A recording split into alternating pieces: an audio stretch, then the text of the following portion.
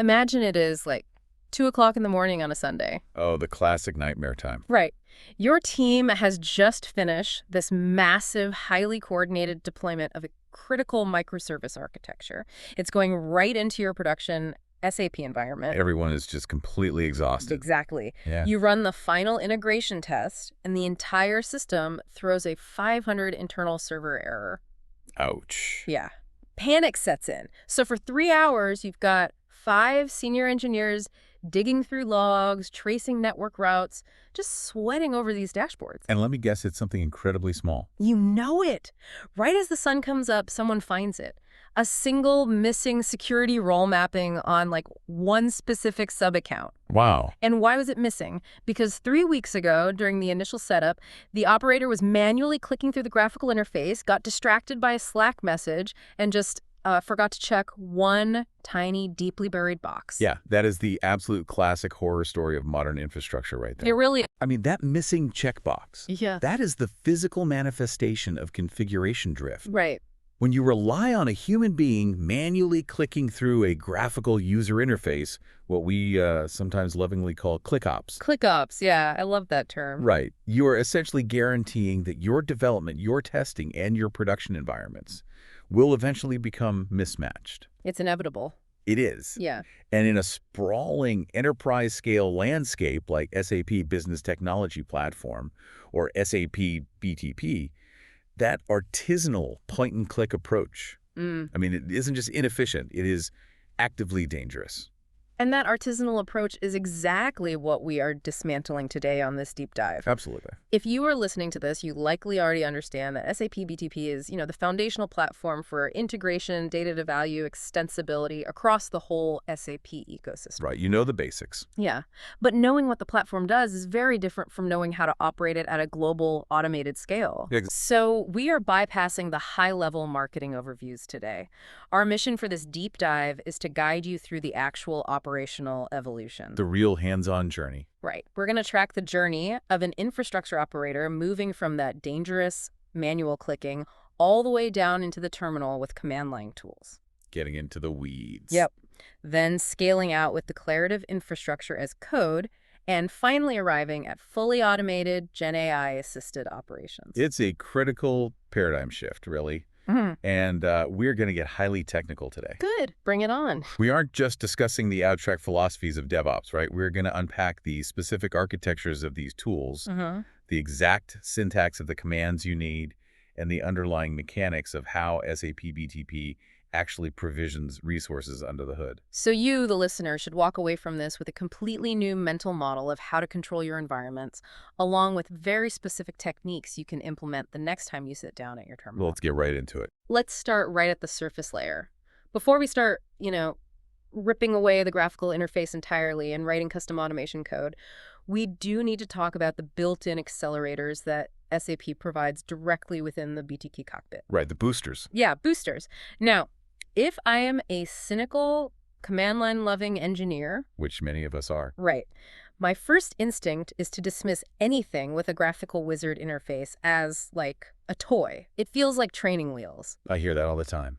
Why would I use a booster if I want to be a serious automation engineer? I just want to script everything from day one. Oh, that cynicism is incredibly common. But it usually stems from a misunderstanding of how complex cloud provisioning actually is under the hood. Okay, unpack that for me. So to understand the value of a booster, you really have to look at what happens when you try to manually script a new environment setup from scratch without one. Let's say you want to set up SAP H8O Cloud. If you write a procedural bash script to do this, your script has to assign an entitlement, create a sub-account, map the authorization roles, and spin up the service instance. Sounds standard enough. It does, but cloud APIs are frequently asynchronous. So your script might fire off the command to assign the database entitlement and immediately move to step 2, which is creating the instance. But the entitlement isn't there yet. Exactly. The backend platform hasn't finished provisioning it yet. So your script fails, throws some obscure HTTP 403 forbidden error, and leaves you with an orphan sub-account that you now have to go clean up manually. Okay, so a script is essentially blind to the actual state of the backend unless you write this incredibly complex polling logic to constantly ask the API, like, hey, are you done yet? Are you done yet? Right, precisely. And that is the exact mechanism a booster handles for you automatically. Oh, wow. A booster is a set of guided, interactive steps within the SAP BTP cockpit that automates the selection, configuration, and consumption of services. Yep. But its real superpower is the fail-fast prerequisite check. Feel fast, okay. Yeah. Yeah. Before it executes a single write operation, it dynamically reads the state of your global account. So it's looking ahead. Right. It checks if you actually have the required entitlements purchased. It checks if the quotas are sufficient. It verifies the region availability. Nice. If anything is missing, it halts immediately and gives you a human-readable error. It prevents you from breaking your own environment.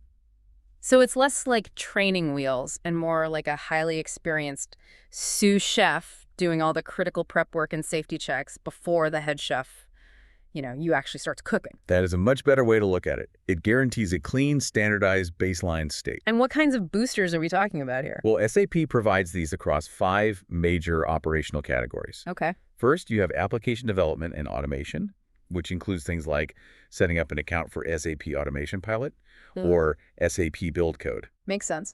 Then you have artificial intelligence boosters for getting the SAP AI Launchpad or the Joule Copilot running. Okay. AI is huge right now. Absolutely. Third, you have foundation and cross services for things like the authorization service. Got it. Fourth is data and analytics. That's for setting up SAP DataSphere or SAP HANA Cloud. Yep. And finally, cloud solutions, which is for preparing industry-specific environments like SAP Ariba buying.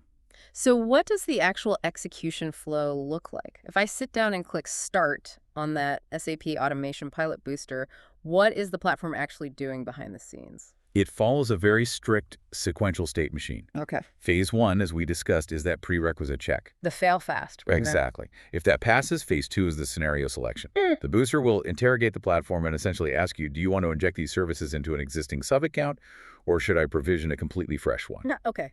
Giving you options. Right. Then phase 3 is the configuration injection. This is where you actually provide the parameters, so the names, the specific administrator, email addresses for role collections, that sort of thing. The actual data. Yeah. Phase 4 is the review plane. The booster compiles all your inputs, compares them against the platform constraints one last time, and presents a final manifest to you. Like a final sign-off. Exactly. And phase 5 is the execution, where it translates that manifest into the sequential API calls, handling all that asynchronous waiting and polling automatically. That makes a lot of sense for getting a standardized environment off the ground quickly without, reinventing the wheel every time. Exactly. If you are listening to this and you've historically avoided the boosters catalog because you thought it was just fluff, here is your first action item. Next time you are in the global account cockpit, navigate to the boosters menu and actually run the one titled Set up an account for SAP Automation Pilot. Yes, definitely do that. But don't just click through it blindly. Watch the prerequisite check. Look at the components it is grouping together. It reveals a lot about the dependencies of the underlying architecture. It's a great learning tool. The perfect bridge, really, because once that booster finishes, you have a perfectly provisioned, standardized environment. Right. But a booster is just a one-time setup mechanism. You can't use it every day. Exactly. You cannot use a booster to manage the daily life cycle of your applications, or to dynamically scale a database at midnight, or to deploy a new microservice. Oh, but we do. To achieve that daily, repeatable control, you have to leave the graphical user interface behind entirely. You must descend into the terminal.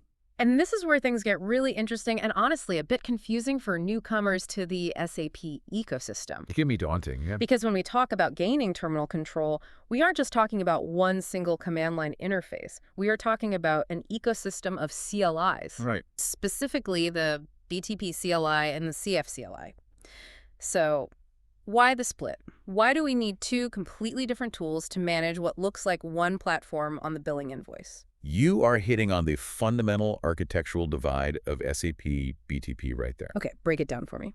To understand the split, you really have to look at how the platform was constructed. The BTP CLI, the SAP BTP command line interface, is a proprietary tool. Proprietary to SAP. Yes. Its sole domain is the SAP-specific platform hierarchy. It manages the outer shell. The shell. Right. That means your global account, your directories, your sub-accounts, your global entitlements. and the overarching role collections. Okay, so if I use an analogy, the BTP CLI is the landlord. I like that. It owns the building, it builds the individual apartments, the sub-accounts, and it decides who gets the keys to the front door. That is an excellent analogy. Right. But the landlord doesn't tell you how to arrange the furniture inside your apartment. Right. Once you create a sub-account, you typically enable a specific runtime environment within it to actually host your applications. The most common runtime for enterprise applications on SAP BTP is Cloud Foundry. And Cloud Foundry is not a proprietary SAP technology. It's open source. Exactly. It is a massive open source, industry standard, platform as a service ecosystem. Ah, and because it's an open source standard, it has its own universally agreed upon controller, its own REST APIs, and its own dedicated command line tool. Exactly. The CFCLI. Got it. The moment you cross the boundary from the SAP sub-account shell into the actual Cloud Foundry environment, you must switch tools. You're in the apartment now. Right. The CFCLI manages the interior of the apartment. It creates the Cloud Foundry organizations and spaces. It manages the memory quotas for your apps. Okay. It handles the application deployments, the route mappings, and the service bindings. If you try to use the BTP CLI to push an application code base, it won't have any idea what you're talking about. It's just the landlord. It doesn't know about the furniture. Exactly. Let's dig into the mechanics of the BTP CLI first, because that syntax is really the gateway to the platform. It operates on a client-server architecture, and the command structure is incredibly rigid, which actually makes it very predictable for scripting. It does. It always follows a four-part pattern. Right. So the pattern is BTP, followed by the extra key, followed by the group or object, followed by the ID or any parameters. Exactly. And the actions are your standard CRU'd operations: create, read, update, delete, plus a few specials like list or assign. So if I want to list all the sub-accounts, it's just BTP list accounts, sub-account. As simple as that. But before I can run that, I have to authenticate. And the authentication flow for command line tools in a modern enterprise is notoriously tricky because of single sign-on and multi-factor authentication. Oh, it can be a nightmare. How does the BTP CLI handle this? It handles it very elegantly, actually, if you know the right parameters. When you run the bare BTP login command, it will ask for a server URL. If you leave it blank, it defaults to the Central European endpoint, which is https://cpcli.cf.eu10.hana.ondemand.com. Okay, that's a mouthful. It is. Then it asks for your global account subdomain ID, which you can always find right in your cockpit URL. If you just hit enter, it will ask for a username and password in the terminal. Which is a complete nightmare if your company enforces hardware security keys or complex OIDC identity provider redirects. You can't do that in a plain terminal prompt. Exactly. Which is why you should almost always append the SISO flag. So. Right. If you run BTP login SISO, the CLI actually spins up a temporary local web server on your machine, opens your default web browser, and hands the authentication flow off to your corporate identity provider. That's super smooth. It is. You do your multi-factor authentication in the browser, the identity provider sends a secure token back to that temporary local server, and the CLI captures it. What is the life cycle of that token? Because I've definitely had automation scripts fail overnight because a token expired while I was sleeping. Right, the dreaded timeout.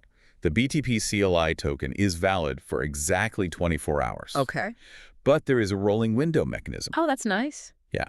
Every time you issue a successful command to the server, the token's lifespan is refreshed back to 24 hours. So it resets the clock. Exactly. So if you are actively working, or if a script runs every hour, the session never dies. But if you shut your laptop on Friday evening, you will absolutely have to re-authenticate on Monday morning. Okay, let's play out a scenario for the listeners. Let's say I am an administrator, and I've just been told I need to onboard 50 new developers to a specific project sub-account. Okay, happens all the time. The primary task is assigning them the sub-account administrator role. If I do this via the BTP CLI, what does that command actually look like? The baseline command is BTP assigns security role collection sub-account administrator to user developer at company.com. Seems straightforward. But here's the trap. The BTP CLI needs to know which sub-account you are talking about. Right, it's a huge platform. By default, you would have to pass the sub-account parameter followed by a massive 36-character UUID string for every single user assignment. Typing a 36-character UID 50 times sounds like a cruel and unusual punishment. It really is. Yeah. Which is why the BTP target command is arguably the most important quality of life feature in the tool. BTP target. Yes. Instead of passing that massive ID every single time, you run BTP target sub-account and paste the UUID once. Just once. Yes. This sets your local terminal context. The CLI actually modifies a local configuration file to remember that ID. Every subsequent command you run will automatically be injected into that specific sub-account scope until you manually change the target. That is a huge time saver. And to actually find that UID in the first place without having to go back and log into the graphical interface, you can just run BTP, get accounts, global account show hierarchy, right? Exactly. It prints out this beautiful tree view of your entire landscape with all the IDs right there on the terminal. It's fantastic. And honestly, if you were trying to automate that onboarding of 50 developers, you wouldn't type it 50 times anyway, even with the target set. Right, you'd script it. You'd write a bash script. But to make a bash script robust, it needs to be able to read the current state of the system to verify the user isn't, already assigned. To avoid errors. Exactly. This is where the format JSON parameter becomes absolutely critical. Oh, I love this part. Talk to me about what happens to the output when you add that flag.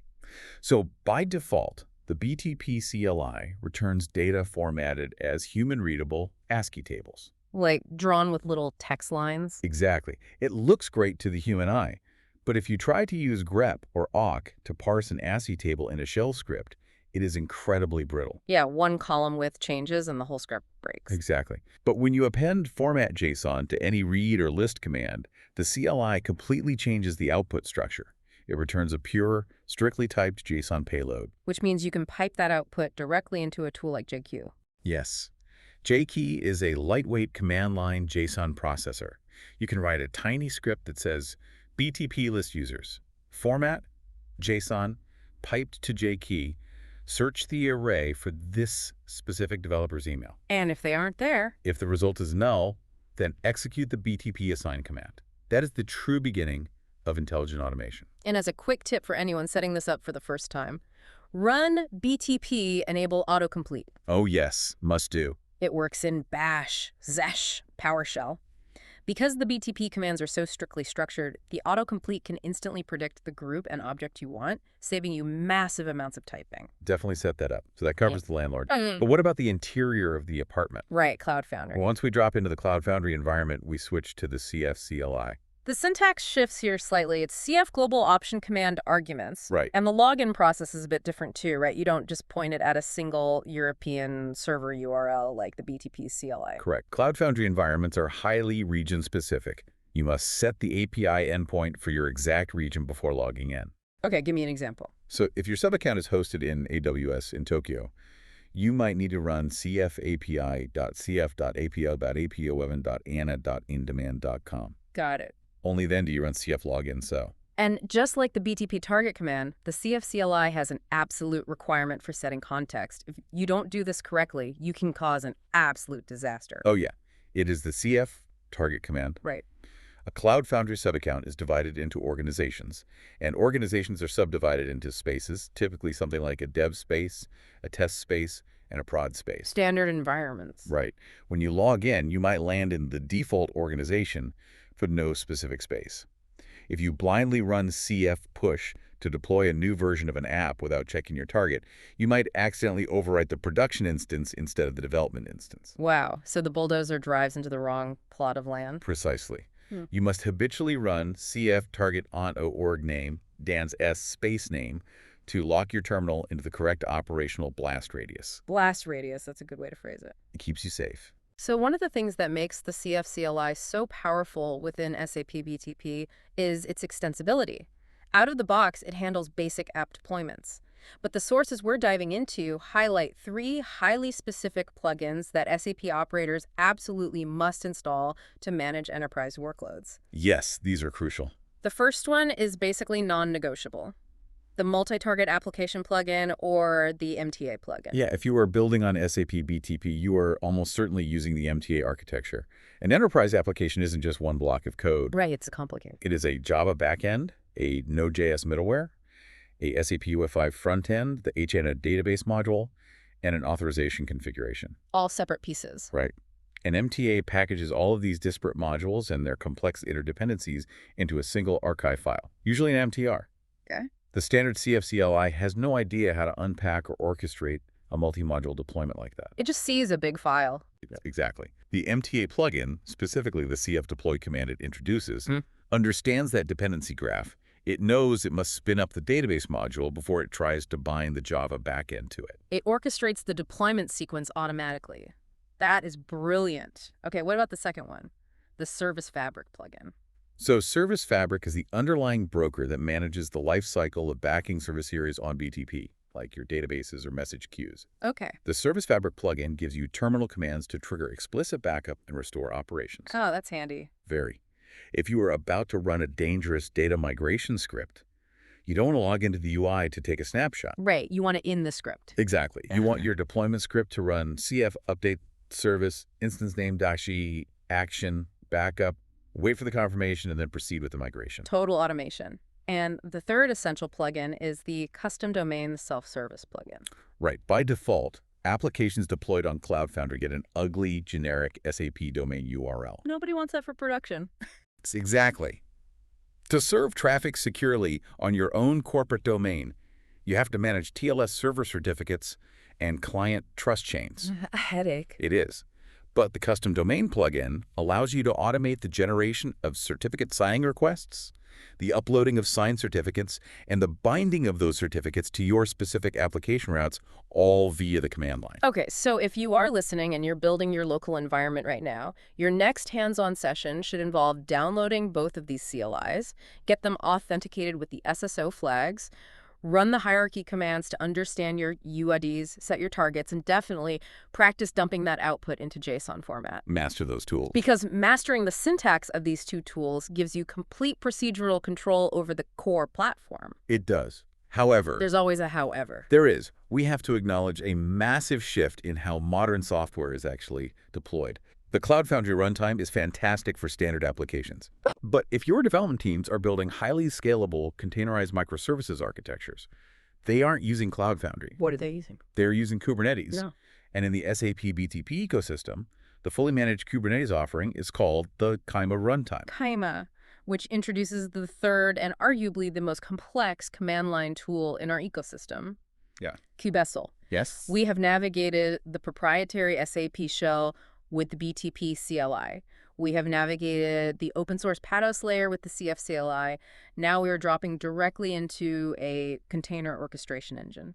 What is Kubectl actually doing? At its core, the Kubernetes control plane is just a massive, complex REST API. Okay. Every pod, every network route, every volume out, it's all just a JSON or YAML object stored in the database. Right. You could theoretically manage a Kubernetes cluster using curl commands to send HTTP POS2 requests. But that would be terrible. It would be impossible. Handling the cryptographic authentication certificates and the deeply nested JSON payloads manually? No way. Kubectl is the user-friendly client that wraps those REST API calls.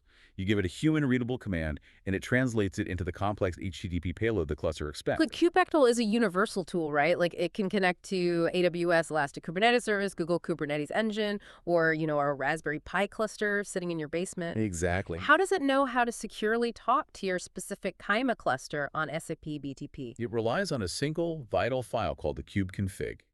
By default, Kubectl looks for this file in your home directory specifically.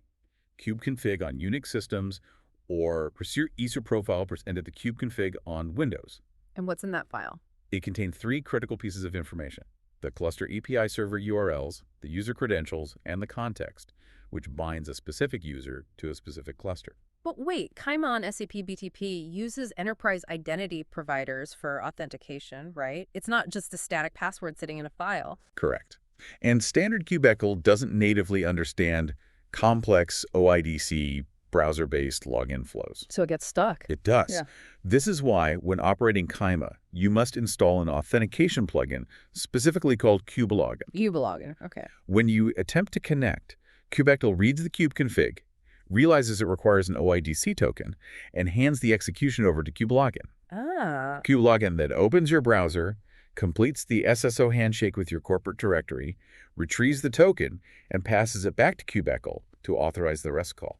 It's a very elegant chain of delegation. So once you are connected, the command syntax is Kubectl command type name flags. So like Kubectl get pods to see your running containers. Right. But there is a massive operational trap here regarding namespaces. Let's unpack the empty cluster heart attack. Oh, it happens to every new Kubernetes operator. Done it. A Kyma cluster is not a flat structure. It is logically partitioned into namespaces to isolate different applications or teams. When you run kubectls get pods without any additional flags, the API assumes you're only asking about the default namespace. Right?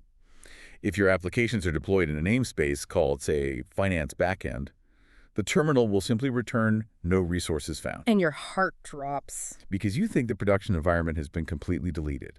The silent failure of assumed context. Exactly. You must explicitly append the HEN or namespace flag. You have to run kubectl get pods and finance backend to actually query the correct partition of the database. Is there a way to just see everything at once? Yes. If you want a global view, you can use the HEN or all namespaces flag to see every pod running across the entire cluster. That includes all the hidden system components that keep Kyma itself running. Okay, that's a huge tip. You can also use kubectl describe pod name to get a massive dump of event logs and state data, right? Yes, which is vital for troubleshooting why a container is crashing in a loop. And for performance monitoring, you have kubectl top nodes and kubectl top pods. Those query the metrics server and tell you exactly how much raw CPU and memory your microservices are consuming in real time. Very important for day 2 ops. But understanding how to read data is only half the battle. The most important conceptual shift in this entire deep dive revolves around how we write data, how we instantiate resources. This is the big one. There are 2 primary commands for this: create and apply. And this distinction is frequently tested on technical architecture exams because it represents the fundamental boundary between procedural and declarative operations. Let's bring back the bulldozer analogy because I think it perfectly illustrates the danger here. Let's do it. If I write a YAML file that defines a new web server pod and I use the command kubectl create-f webserver.yam, what happens? Create is an imperative command. You are giving the system a direct blind order. Take this blueprint and build exactly this object right now. Okay. The API server receives the request, checks the database, and if there is no object with that name, it builds it. Simple enough. But if you run that exact same create command a second time, the API server looks at the database, sees an object with that name already exists, and instantly throws a hard, fatal error. The operation completely fails. Right. It's the bulldozer crew. You hand them blueprints for a house and tell them to build it on plot A. They drive to plot A. If there is already a house there, even if it's the exact house you want to the back, they don't know what to do. Right, they can't build a house on top of a house. Exactly. So they panic, throw an error flag, and walk off the job site.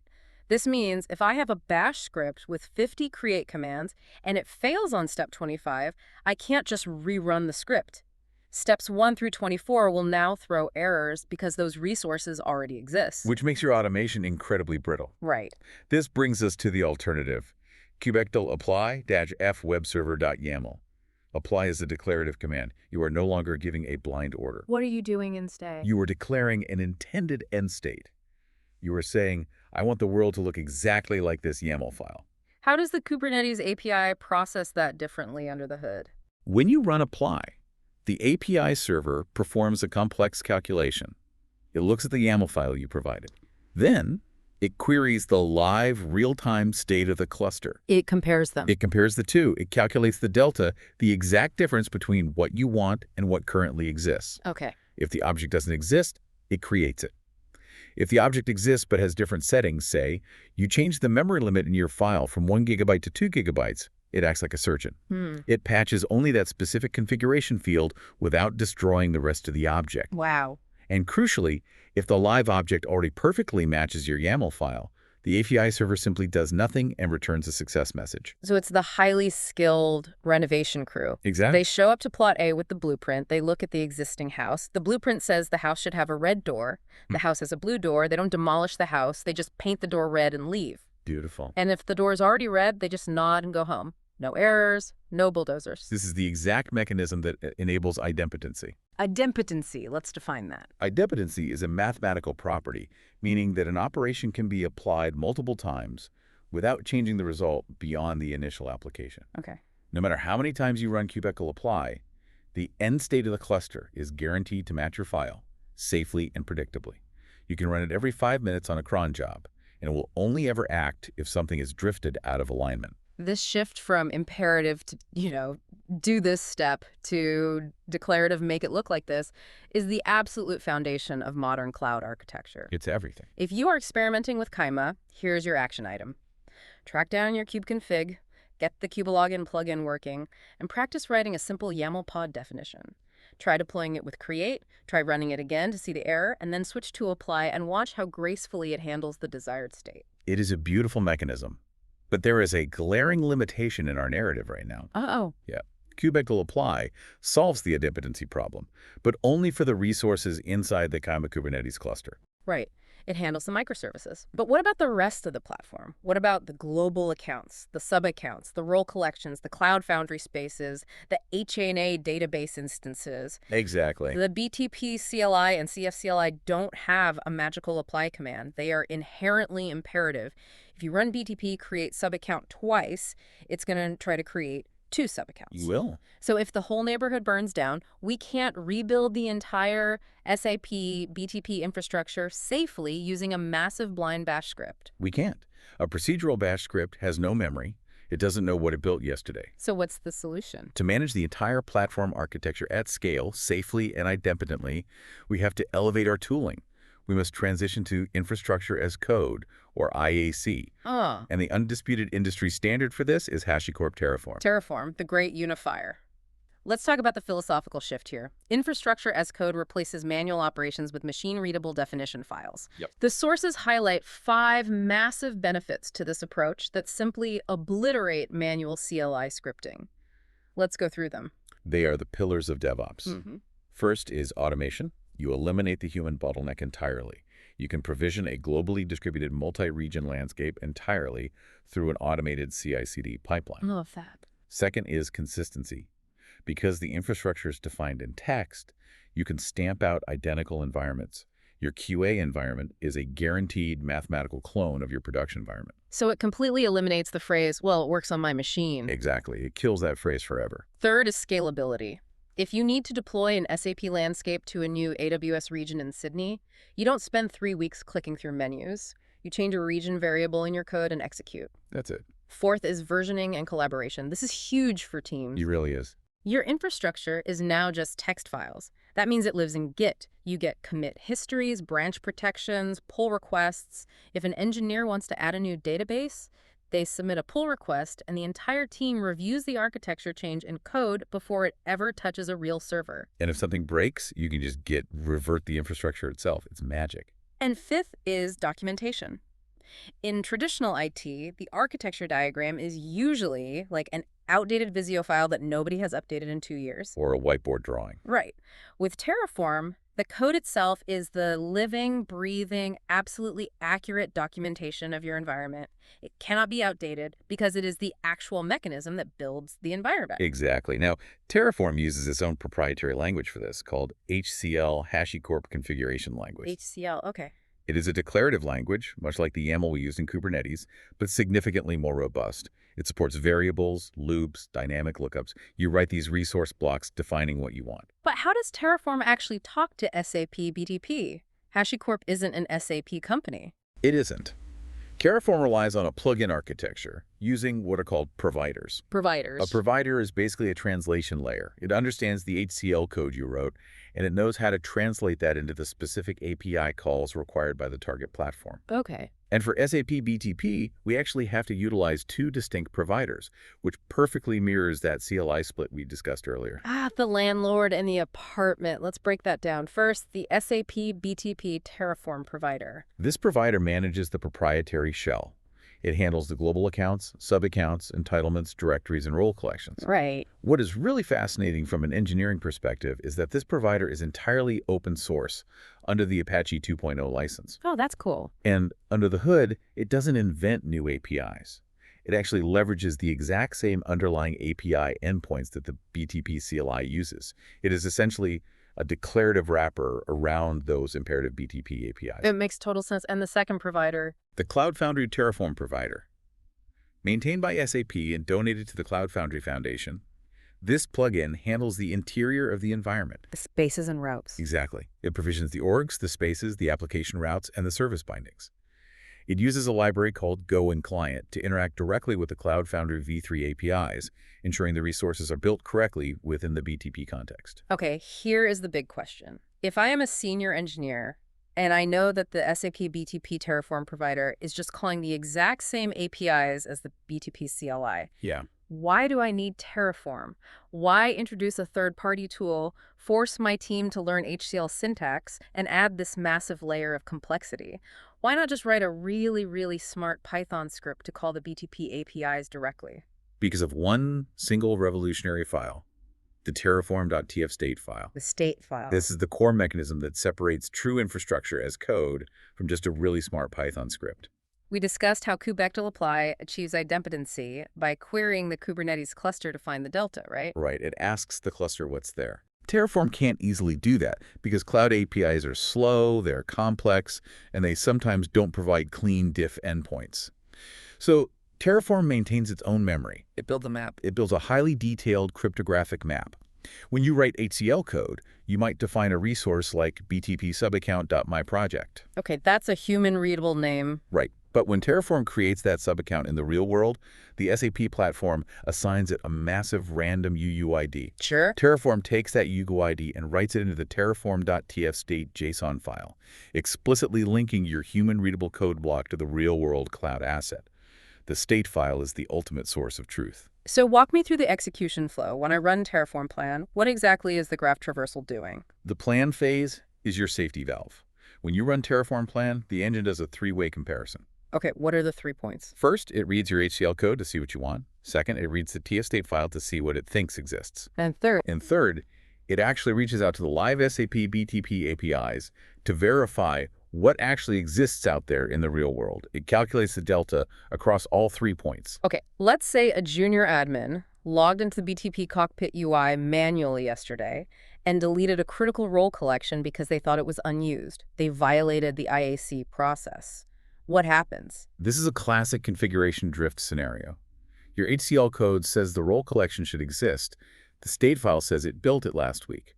But when Terraform plan queries the live API, it gets a 404 not found. So it detects the drift. Instantly.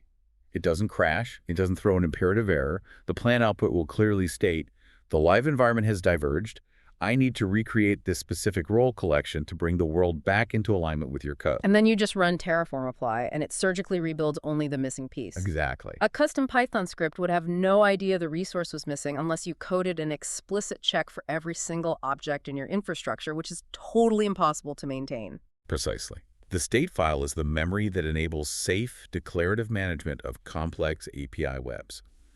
But it introduces a new critical responsibility. What's that? The TF state file is incredibly sensitive because it maps your entire architecture. It often contains raw platform IDs, database connection strings, and sometimes even plaintext passwords or initial admin tokens. Right. So if the state file is just a JSON document sitting on my laptop, what if I drop my laptop in a lake? Or worse, what if I accidentally commit the state file to a public GitHub repository? Oh boy. If you commit it to a public repo, you have just breached your entire infrastructure security model. Yeah, that's a resume-generating event. Absolutely. And if you drop your laptop in a lake, Terraform loses its memory. What happens then? The next time a team member runs Terraform apply from their machine, Terraform will think the entire cloud is empty and attempt to build a completely duplicate SAP BTP environment, destroying your quotas and doubling your billing. So how do enterprise teams handle this safely? You never store stay locally. You configure Terraform to use a remote backend. You push the TF state file into an encrypted, highly restricted storage blob like an AWS S3 bucket, Azure Blob Storage, or Terraform Cloud. That makes sense. These backends also provide state locking. If you and I both run Terraform, apply at the exact same second, the backend locks the state file for you, processes your changes, and tells my terminal to wait. It prevents two operators from corrupting the architecture simultaneously. The coordination and safety mechanisms are just unparalleled. You really are. So if you want to start exploring this, listener, look into the Terraform registry, find the documentation for the SAP BTP provider, write a tiny HCL file that just provisions a single empty subaccount. Start small. Run Terraform init to download the provider, run Terraform plan to see the proposed delta, run Terraform apply to build it, and then intentionally go into the BTP cockpit UI, delete the sub-account manually, and run Terraform plan again. Oh, that's a great exercise. Watch how the engine detects the drift and proposes the fix. It is a completely different way of thinking about infrastructure. It will change how you work. At this point in our narrative, we have achieved structural nirvana. We have. Your global accounts, your sub-accounts, your CF spaces, your Kubernetes clusters, your role collections. The entire skeleton of your SAP platform is codified, version-controlled, and deployed via continuous integration pipelines using Terraform. But building the skeleton is just day one. Yep. A platform operator's job isn't finished when the infrastructure exists. In fact, that's when the real headache begins. Day 2 operations. The daily grind. The daily chores. The database log cleanups. Triggering manual backups before a migration. Rotating security certificates every 90 days. Handling a barrage of monitoring alerts from Dynatrace or Datadog. It never ends. Pulling a complex external API for synchronization data. I mean, I might have Terraform building the servers, but I am still running custom Python scripts manually from my laptop at 3 a.m. when an alert fires to clear a disk partition. And managing a fleet of custom operational scripts is a nightmare. It is. You end up with a script server, basically a virtual machine hidden in a corner of your network running cron jobs, written by an engineer who left the company 3 years ago, with hard-coded passwords and zero visibility into when it fails. I've seen that exact server so many times. We all have. To achieve true operational scale, we need a centralized, serverless orchestration engine that can run these chore scripts securely, consistently, and intelligently. Which brings us to our final destination, Section 5, the Ultimate Ops Engine SAP Automation Pilot. The mission of SAP Automation Pilot is elegant: to simplify and automate complex, manual technical processes with minimal operational effort via low-code auto-code engine. Okay. It is an enabling infrastructure service. It doesn't host your applications, it hosts your operational logic. It executes scripts and API calls in a secure, serverless manner, meaning you don't manage the underlying compute resources at all. To really understand how to build flows in Automation Pilot, we need to unpack its 4 foundational entities, the building blocks: commands, inputs, executors, and outputs. Let's start at the top layer, the command. Okay, what is a command? A command is the top-level operational entity. It is a discrete, version-controlled workflow. Think of it as a function in programming. You trigger the command to achieve a specific goal, like restart failed Kyma pods or rotate database credentials. And to make a command reusable, you can't hard-code values. It needs to accept variables when it runs. Exactly. Those are the inputs, specifically input keys. Input keys. These are typed variables, strings, numbers, booleans, maps, or secure text arrays for things like API tokens. The platform allows you to enforce strict validation rules on these inputs. Like what?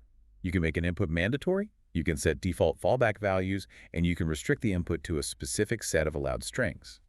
This ensures that a junior operator can't accidentally trigger a command with invalid data that might corrupt a database. Okay, so the command receives the inputs, then it hands them off to the engine room, the executors. Executors are the actual steps inside the workflow. They execute sequentially. They can ingest the initial input keys, perform an action, and then pass data down to the next executor in the chain. What kind of actions? The platform provides a rich catalog of executor types. There are native HTTP executors for calling REST APIs, Kubernetes executors for manipulating Kyma pods directly without a CLI, SAP BTP executors for managing platform states, and most powerfully, script executors. And once an executor finishes its job, it produces an output. Correct. The output value is the raw runtime data generated by this, for example, the HTTP 200 status code and the JSON body payload returned from a REST API call. Right. You map these raw output values to named output keys at the command level, allowing the final result of the workflow to be consumed by whatever system triggered it, like returning a success message to a Jira ticket. The sources dive incredibly deep into one specific, highly flexible executor type called execute script. I want to spend some time here because this is where the real engineering happens. What are the boundaries of the execute script environment? So Automation Pilot provides hundreds of ready-made catalogs for standard tasks. But enterprise IT is messy. Very messy. You frequently encounter legacy APIs that don't follow REST standards or massive data payloads that need complex mathematical transformations before they can be used. You can't do that with simple drag-and-drop UI blocks. You need code. Right. The execute script executor spins up a highly secure, ephemeral, isolated container just for your task. What languages can I write in, and what tools do I have access to inside that sandbox? You can write custom logic in Bash, Python, or Node.js. And the container comes pre-installed with essential DevOps CLI utilities. curl for networking, JKey for JSON manipulation, Git for version control, and core utilities like awk and sed. But there are strict guardrails, right? This isn't a platform for running heavy machine learning data pipelines. Absolutely not. It is designed for orchestration, not heavy compute. The most critical constraint is time. An execute script execution has a hard, unchangeable maximum limit of 5 minutes. If your Python script is trying to process a gigabyte of data and hits the 5-minute mark, the serverless engine will mercilessly kill the process and throw a timeout error. It also operates with severely restricted CPU and memory footprint. It is meant to orchestrate, trigger, and parse, not to compute. A great example from the sources that illustrates how all these pieces fit together is the HTTP request via script command. Why would I use a custom script to make an HTTP request when Automation Pilot already has a native HTTP executor block? Because enterprise APIs are often slow and complex.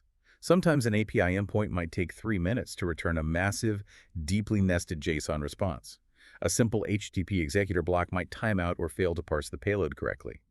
The HTTP request via script command uses the script container to give you ultimate control over the network request. Let's walk through the anatomy of that specific command. What inputs does it require? It requires the standard network parameters, the URL as a string, the method getDay, postpt, and an array of headers. But crucially, it introduces a timeout input. The script is programmed to default to a 60-second timeout. However, if you know you are hitting a slow legacy database API, you can pass a custom timeout value, overriding the default up to a maximum of 240 seconds. Keeping it safely under the hard 5-minute platform limit. Exactly. So the script fires the curl command with the headers and waits for the response. When the massive JSON payload comes back, how do we handle it without blowing up the memory limits? This is where it gets highly intelligent. The command accepts an optional input called response body transformer. That sounds fancy. It does. This input expects a valid JKey expression string. Instead of passing the entire raw gigabyte JSON payload down the executor chain, which is inefficient, the script pipes the curl response directly into the JKey utility right there in the container. Oh, nice. JKey applies your transformation logic, perhaps extracting just 3 specific fields from an array of thousands, and discards the rest. It filters the noise at the source. Exactly. The script is also designed to fail fast. If the curl command encounters a DNS error, or if the JQ transformation fails due to invalid syntax, the Python logic catches the exception and immediately terminates the command with a clean, human-readable error log, rather than hanging indefinitely. That's great. If it succeeds, it outputs a clean status code and the highly refined response body string. It is an incredibly powerful capability. We have this engine where we can wire together inputs, execute Python scripts, parse complex API responses, trigger external systems. But I have to be honest. What's the catch? If I am a system administrator transitioning to DevOps, the idea of manually architecting these multi-step data flows, writing the Python request logic, and correctly formatting the JQ transformation syntax by hand inside a web UI is still incredibly intimidating. It is a steep learning curve. And SAP recognized that friction. Writing boilerplate orchestration code is tedious, which is why they introduced the most transformative feature in the entire platform. Generative AI command generation directly embedded into SAP Automation Pilot. This is the cutting edge. We are no longer just automating tasks. We are automating the creation of the automation. How does this work in practice? Instead of manually dragging and dropping executor blocks, configuring input mappings, and writing the Python or Bash scripts by hand, you use a natural language prompt interface. Okay. You describe the operational outcome you want to achieve in plain English. The GenAI model leverages a massive training dataset that includes deep knowledge of coding languages, Bash scripting, and, crucially, the specific API structures of public enterprise tools, not just SAP BTP, but GitHub, Jira, ServiceNow, Dynatrace, Datadog. So let's take a complex day 2 operational chore. Let's say my monitoring system detects that a specific SAP HANA Cloud Database instance is hitting 95% CPU utilization. Standard alert. Historically, I'd get a pager alert, wake up, log into the BTP CLI, run a command to scale up the instance, log into Jira, create a ticket documenting the incident, and then go back to sleep. Can the GenAI build a flow to do all of that? It can. You would open the command generator and prompt it. Create a flow that accepts a Dynatrace alert webhook payload. Use JKey to extract the affected database instance ID from the JSON payload. Execute a Python script that calls the SAP BTP API to increase the compute tier of that specific instance. Wait for a 200 OK response. Then, use the Jira API to open an incident ticket detailing the time, the instance ID, and the action taken. And it will construct the entire multi-executor pipeline from that one prompt. It generates a fully working version command. It defines the required inputs for the Dynatrace payload. It creates the script executor, writes the actual Python code to parse the data, writes the JQ expression, creates the HTTP executor to hit Jira, configures the authentication headers, and wires the output of the Python script into the input of the Jira API call. That's unbelievable. What would take a senior engineer an hour to code and debug, the AI generates in seconds. It is literally inception for operations. We are using AI to write code that triggers REST APIs that orchestrates cloud infrastructure. But there's an obvious security question here. I know what you're going to ask. If an AI model hallucinates and writes a bad Python script that accidentally loops and deletes 50 databases, who is responsible? You are. And this is the most critical point to understand about GenAI and operations. The AI generates the code, but it does not blindly execute it. Okay, good. It presents the generated workflow to you in a staging view. It is still the operator's fundamental responsibility to review the Python code, verify the API endpoints, test the workflow in a dry run scenario, and approve the logic before ever attaching it to a live production trigger. So it's an assistant, not an autonomous agent. Exactly. Okay. The AI is a highly capable junior developer writing your drafts. You are the senior architect signing off on the pull request. That is the perfect distinction. It lowers the barrier to entry for complex automation, but it doesn't remove the need for engineering governance. To get your hands dirty with this, log into your SAP Automation Pilot tenant. Navigate to the public GitHub repository for SAP Automation Pilot examples. Download the catalog.json file and import it. Yes, do that. Find the HTTP request via script command we dissected. Run an execution targeting a simple endpoint, like https://u10.autopilot.ondemand.com/self-elf, and set a timeout of 30 seconds. Look at the structured JSON output it generates. Get a feel for it. And then activate the GenAI command generation feature. Give it a prompt tailored to your daily chores. Ask it to build a flow that automatically creates a GitHub issue when a specific BTP service returns a 500 error. Read the code it generates. It is a profound shift in capability. We have covered an immense amount of architectural ground today. We have traced the complete evolution of an SAP operator. We started with the guided safety of SAP BTP boosters, utilizing fail-fast UI wizards to lay down standardized account foundations. A great place to start. We then broke through the graphical layer, descending into the terminal to gain granular procedural control using the BTP CLI for the proprietary shell and the CF CLI for the open-source Cloud Foundry layer.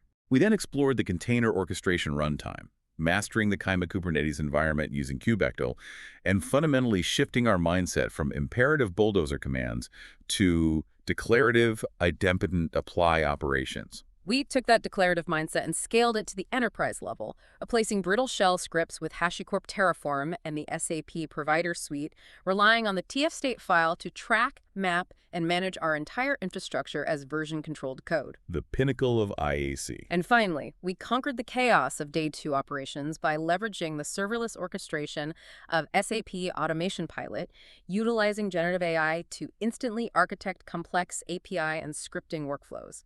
You have the tools and the mental models to be a true powerhouse operator. You are no longer manually clicking checkboxes and hoping for the best. You are defining the state of your world. But I want to leave you with a conceptual challenge, something to mull over as you begin integrating these tools into your daily routines. Let's hear it. As generative AI becomes increasingly sophisticated and deeply embedded in orchestration platforms like SAP Automation Pilot, the core competency of a DevOps engineer is fundamentally transforming. How so? Well, 5 years ago, your value was derived from your ability to memorize esoteric command line flags and manually write bulletproof bash scripts. But today, if the AI can instantly write the Python logic, perfectly structure the JQ transformations, and seamlessly wire the API executors together, your ability to type syntax is no longer a unique differentiator. It's like the evolution of the manual clicker we talked about at the beginning. If the system configures itself, what is the operator doing? Exactly. Your true, irreplaceable value as an engineer shifts from how to build something to what to build and why. Your value is in defining the absolute security boundaries. Your values in designing the architectural resilience, establishing the governance structures, and crafting the precise prompt engineering required to instruct the AI safely. You become the editor, the architect, and the governor of the platform's logic. That's a huge shift. It is. So the question you must ask yourself is this: how will you restructure your own career development? And where will you focus your intellectual energy in a world where the platform practically writes its own operations? An essential question for the next era of cloud engineering. Thank you for joining us on this deep dive. Take these concepts, build out those Terraform plans, experiment with the GenAI workflows, and we will see you next time.